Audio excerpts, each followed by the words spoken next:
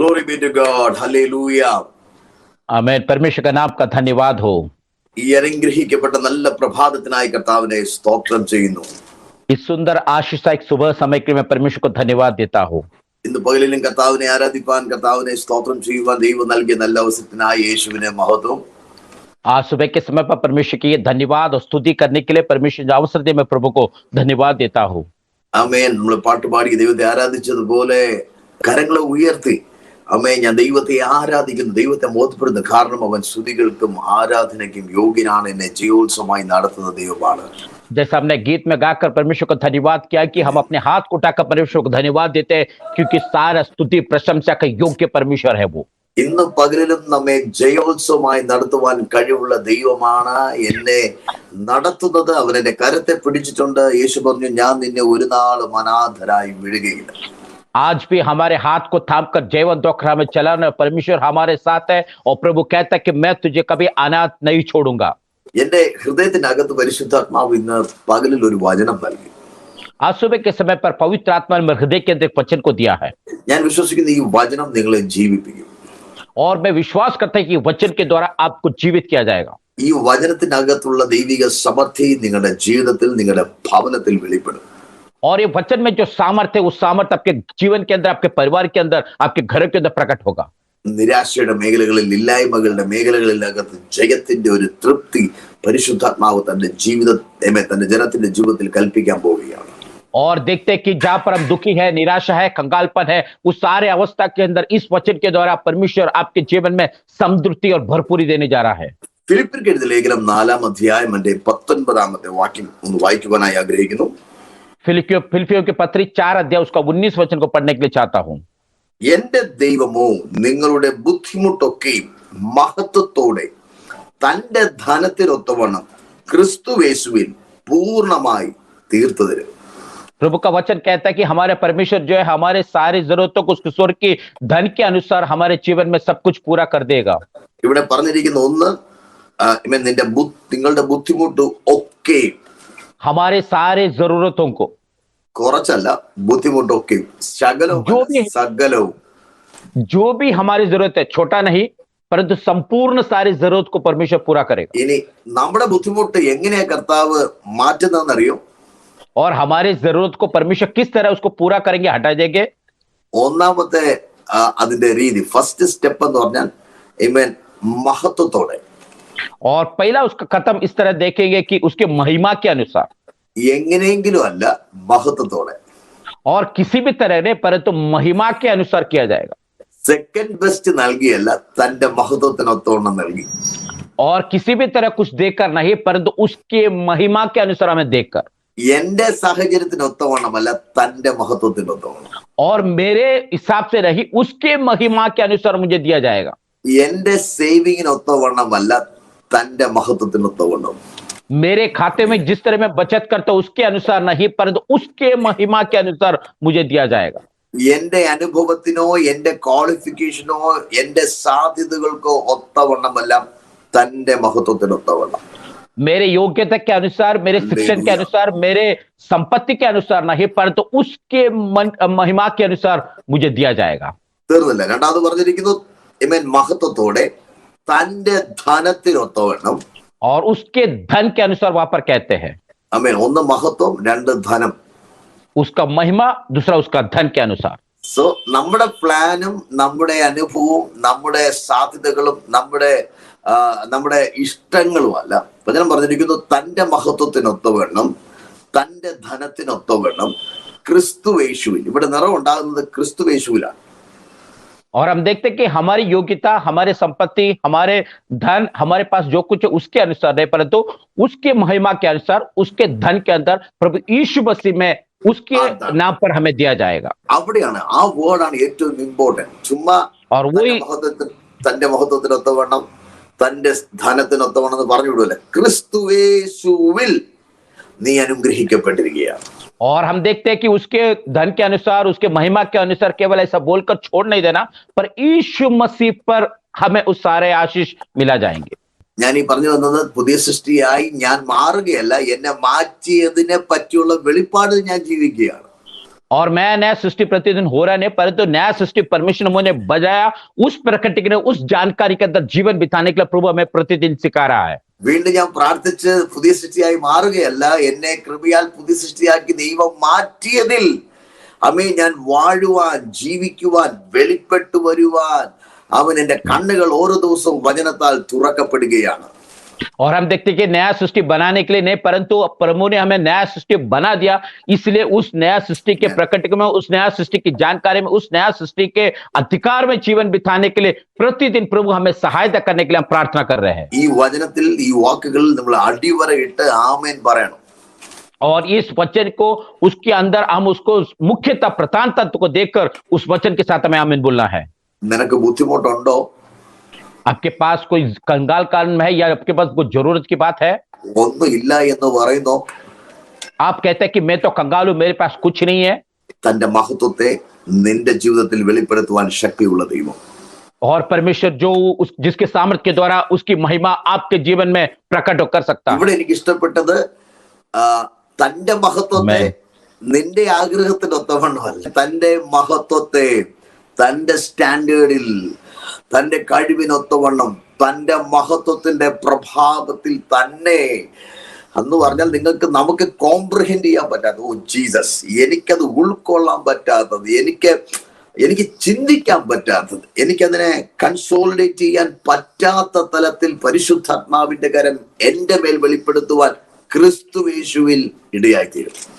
और हम देखते हैं कि हमारी सारी जो जरूरत है, हमारे सोच, हमारे चिंता, हमारे योग्यता, हमारे समझ के अनुसार नहीं, परंतु उसकी महिमा के अनुसार हमारे जीवन के सारे जरूरत को प्रभु यीशु मसीह के द्वारा हमारे जीवन में सब कुछ वो पूरा करे करके इस बात को हम अच्छी तरह जानना चाहिए. ഇവിടെ ഏറ്റവും അവസാനം ഇങ്ങനെ പറഞ്ഞു നിർത്തുന്നു, ക്രിസ്തു യേശുവിൽ അവൻ പൂർണ്ണമായി തീർത്തു തരും.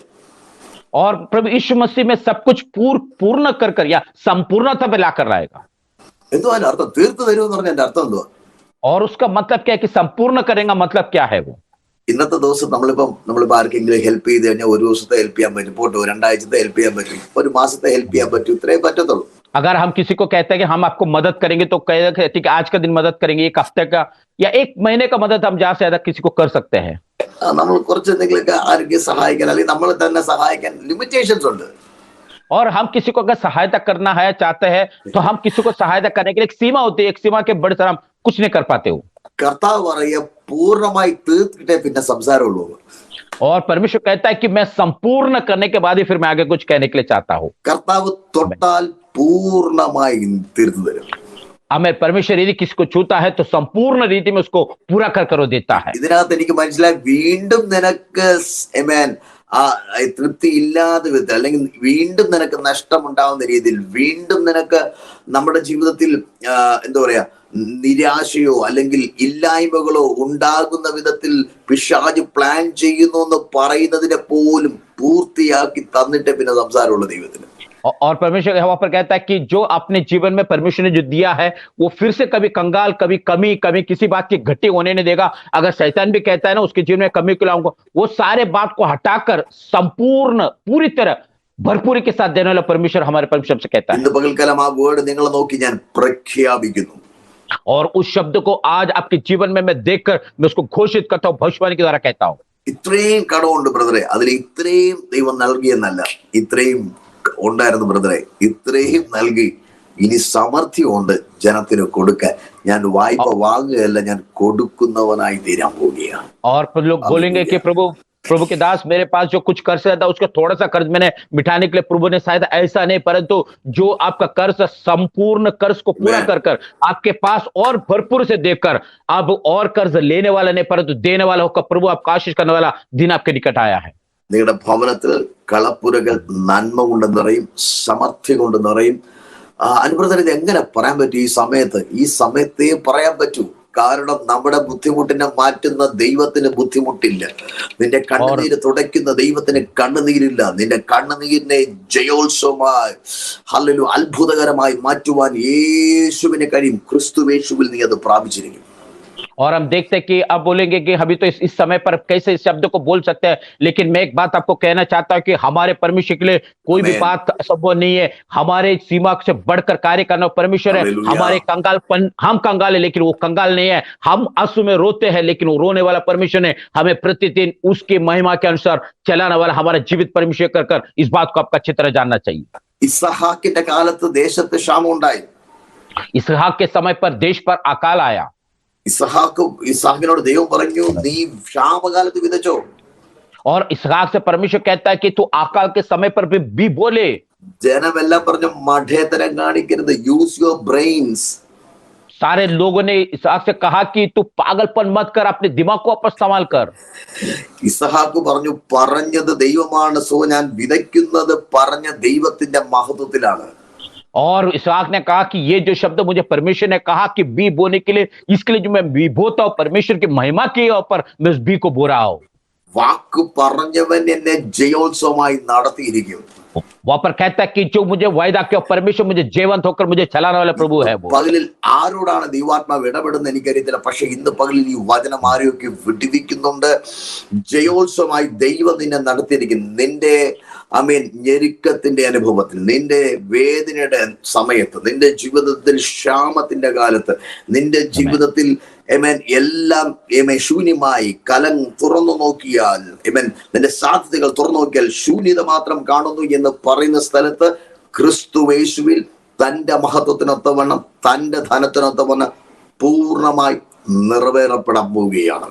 आज ये वचन किसके लिए है कर मैं जानता नहीं, लेकिन एक बात मैं कहता हूं, यदि आपके जीवन में पूरी तरह कंगाल है, आपके पास कुछ नहीं है, आप सोचे कि मैं सब कुछ समाप्त हो चुका है, आपके घर के अंदर भरने में कुछ भी नहीं होगा, लेकिन एक बात में यदि प्रभु पर विश्वास करे तो उसके मन के, उसके महिमा के अनुसार, उसके धन के अनुसार प्रभु यीशु मसीह के द्वारा आपके जीवन के सारी जरूरत को पूरा करने के लिए सामर्थ्य जीवित परमेश्वर हमारे साथ लेकर कर इस बात को विश्वास करना चाहिए। Come on, ശബ്ദം ഉയർത്തി യേശുവിനൊന്ന് സ്തോത്രം ചെയ്താട്ട് आइए अपने आवाज उठाकर यीशु मसीह के लिए हम धन्यवाद करेंगे। ഇന്ന് പകൽ ഈ വചനം നിങ്ങളെ വിടുവിക്കട്ടെ. और आज के समय पर इस आशीषदायी वचन आपके जीवन में छुटकारा दे दें। നമ്മുടെ ചിന്താമണ്ഡലങ്ങളിലെ ശൂന്യതയിൽ ദൈവത്തിന്റെ വചനത്തിന്റെ നിറവ് ഇന്ന് പകലിൽ വെളിപ്പെടട്ടെ. अपने चिंता के अंदर जो आने वाला कमी को या हमारे कंगालपन को यीशु मसीह के नाम पर से दूर होने दे प्रभु जी। ഈ വചനം ഇന്ന് പകലിൽ പരിശുദ്ധാത്മാവ് എന്നോട് ഇടപെടുമ്പോൾ എനിക്കൊരു കാര്യം അറിയാം, ആരുടെയൊക്കെ ജീവിതത്തിൽ എംറ്റിനെസ് മാറുന്നു. എംറ്റിനെസ് എന്തായിത്തീരും എന്നുള്ള ആ ഒരു ശൂന്യമായ അനുഭവത്തെ പരിശുദ്ധാത്മാവ് തന്റെ മഹത്വത്തിന്റെ നിറവ് കൊണ്ട് നിറച്ച് നിന്നെ തൃപ്തി വരുത്താൻ പോവുകയാണ്. और हमें इस समय पर बोलते समय पर किसी लोगों के जीवन में जो कंगालपन है, जो पूर्ण शून्यता है, उस शून्यता हटाकर उसके महिमा के अनुसार, उसके धन के अनुसार आपके जीवन में समृद्धि और भरपूरी देने वाला परमेश्वर आज आपके साथ है। സങ്കീർത്തനം 86 പറഞ്ഞിരിക്കുന്നു, മേൽത്തരമായ ഗോതമ്പ് കൊണ്ടും പാറയിൽ നിന്നുള്ള തേൻ കൊണ്ടും ഞാൻ നിന്നെ പോഷിപ്പിക്കും. और भजन संख्या से कहता है कि जो उत्तम से उत्तम भोजन से और चट्टान से आने वाला मधु से मैं तुझे तृप्त करने वाला परमेश्वर हो। ആമേൻ. പാറയിൽ നിന്ന് തേൻ വരാൻ സാധ്യതയുണ്ടോ? ഒരു സാധ്യതയില്ല. और वहां पर हम देखते हैं कि चट्टान से मध निकालने को संभव है, असंभव की बात है। പക്ഷെ ദൈവം നിന്നോട് പറഞ്ഞാൽ, लेकिन परमेश्वर यदि आपसे इस शब्द को कहता है तो അത് സംഭവിച്ചിരിക്കും.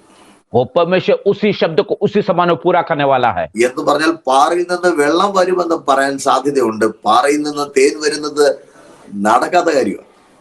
और लोग तो कहते हैं ना, चट्टान से तो पानी तो आएगा, हो सकता है, लेकिन चट्टान में से मध निकलना वो तो हमें असंभव की बात है। രുചിയുള്ളത് പുറത്തു വരാൻ പോവുകയാണ്. लेकिन उसमें से जो चखने वाला, स्वाद देने वाला, उसमें से बाहर आने वाला है। അർത്ഥം കയ്പിന്റെ അനുഭവങ്ങൾ മാറാൻ പോവുകയാണ്.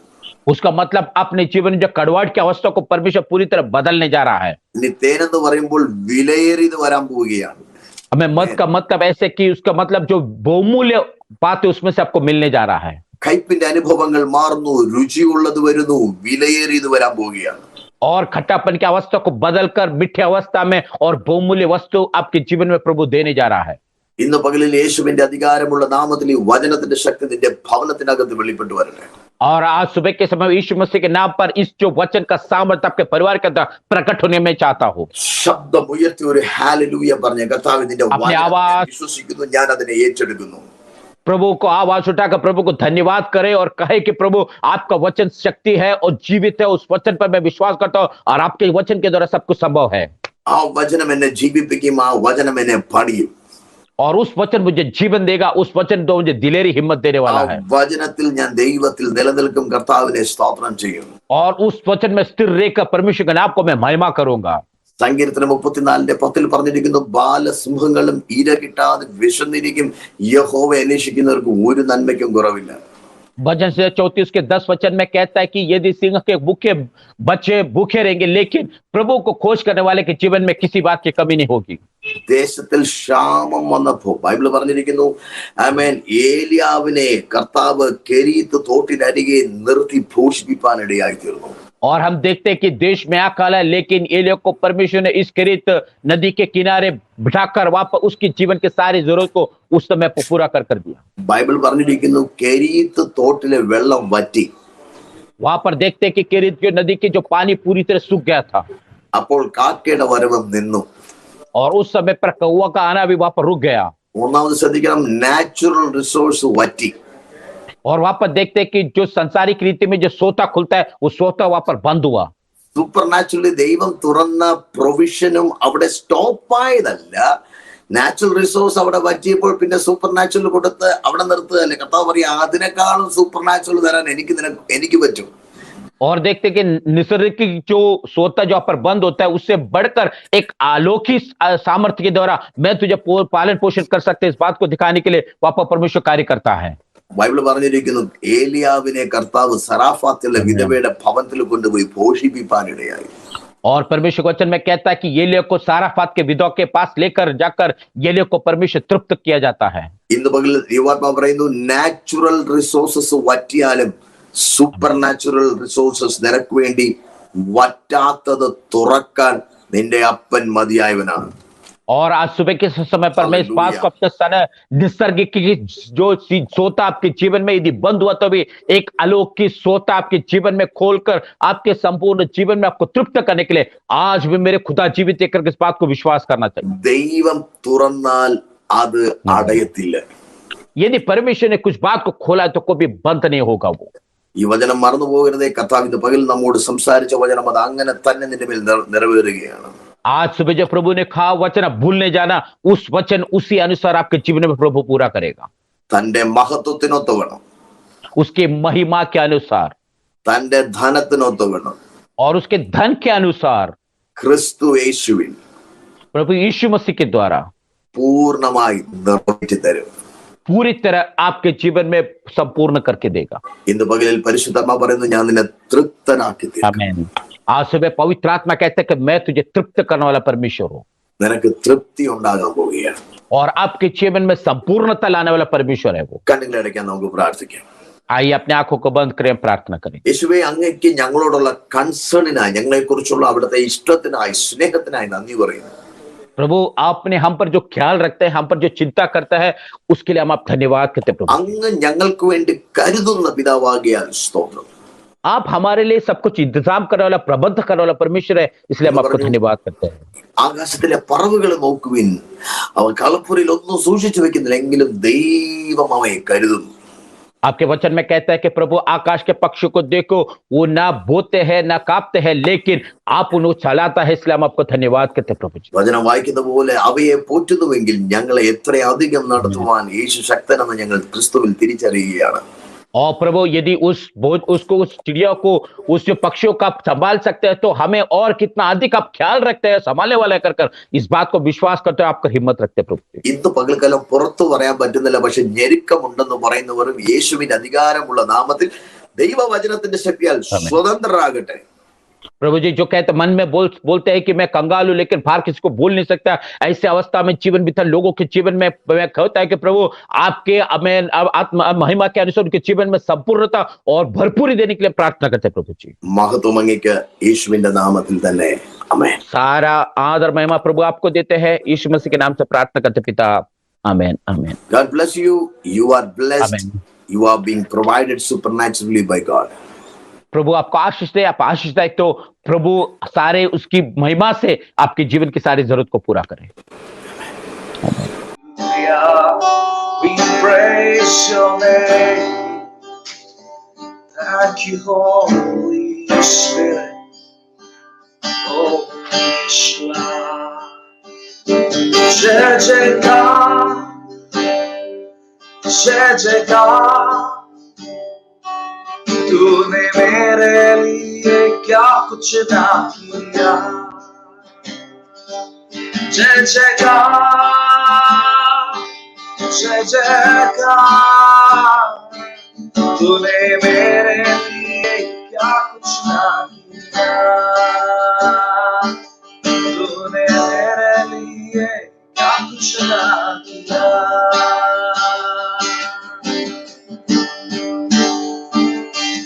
तेरा प्यार है महान, तेरा प्यार जो यहाँ मैं जो पहले मुर्दा था तूने डाली मुझ में जान। तेरा प्यार है महान, तेरा प्यार जो यहाँ मैं जो पहले मुर्दा था तूने डाली मुझ में जान। क्यों ना बोलूं फिर मैं तेरी जय जयकार। क्यों ना बोलूं फिर मैं तेरी जय जयकार। जय जयकार जय जयकार तूने मेरे लिए क्या कुछ ना किया। जय जयकार जय जयकार तूने मेरे लिए क्या कुछ ना किया। मेरी सूरत टेढ़ी थी, मेरा दिल था खाली, तूने सींचा लहू से ताकि आए हरियाली। मेरी सूरत टेढ़ी थी, मेरा दिल था खाली, तूने सींचा लहू से ताकि आए हरियाली। क्यों ना बोलूं फिर मैं तेरी जय जयकार। क्यों ना बोलूं फिर मैं तेरी जय जयकार। जय जयकार जय जयकार तूने मेरे लिए क्या कुछ ना किया। जय जयकार जय जयकार तूने मेरे लिए क्या कुछ ना किया। आई जीवन में खुशी, आई अब तो जिंदगी, तू है जिंदा शादिया तूने किया। आई जीवन में खुशी, आई अब जिंदगी, तू है जिंदा शादिया तूने किया। क्यों ना बोलूं फिर मैं तेरी जय जयकार। क्यों ना बोलूं फिर मैं तेरी जय जयकार। जय जयकार जय जयकार तूने मेरे लिए क्या कुछ ना किया। जय जयकार हालेलुया जय जयकार तूने मेरे लिए क्या कुछ ना किया। अपनी रूह से भर दिया अपनी शक्ति मुझको, ताकि दूं मैं गवाही तेरे जीने की। अपनी रूह से भर दिया अपनी शक्ति मुझको दी, ताकि दूं मैं गवाही तेरे जीने की। क्यों ना बोलूं फिर मैं तेरी जय जयकार। क्यों ना बोलूं फिर मैं तेरी जय जयकार। जय जयकार जय जयकार तूने मेरे लिए क्या कुछ ना किया। मिलकर गाएंगे ओ जय जयकार हालेलुया जय जयकार तूने मेरे लिए क्या कुछ ना किया। और तुमने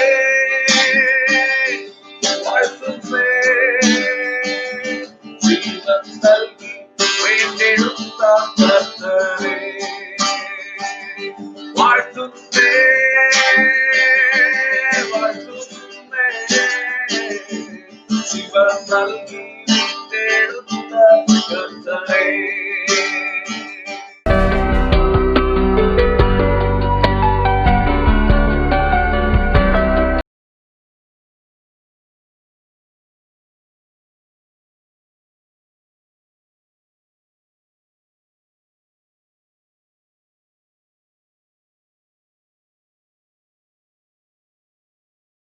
आमेन.